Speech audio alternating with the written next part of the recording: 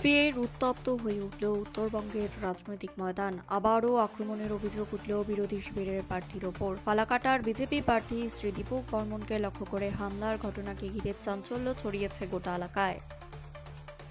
ঘটনাটি ঘটেছে কদমবিনী চা বাগান এলাকায়। অভিযোগ, তৃণমূলের দুষ্কৃতী বাহিনী আচমকাই আক্রমণ চালায় বিজেপি প্রার্থীর ওপর। সূত্রের খবর, নির্বাচনী প্রচারের কাজ সেরে এলাকায় উপস্থিত ছিলেন দীপক বর্মন। সেই সময় হঠাৎ করেই একদল দুষ্কৃতী তাকে ঘিরে ধরে এবং শারীরিকভাবে হেনস্থা করে বলে অভিযোগ।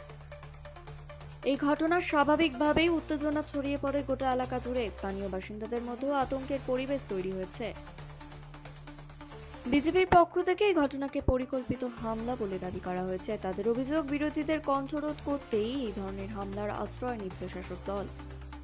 অন্যদিকে তৃণমূলের পক্ষ থেকে এই অভিযোগ সম্পূর্ণ অস্বীকার করা হয়েছে। তাদের দাবি, বিজেপি মিথ্যে অভিযোগ তুলে রাজনৈতিক ফায়দা তোলার চেষ্টা করছে। ঘটনার খবর পেয়ে এলাকায় পৌঁছায় পুলিশ।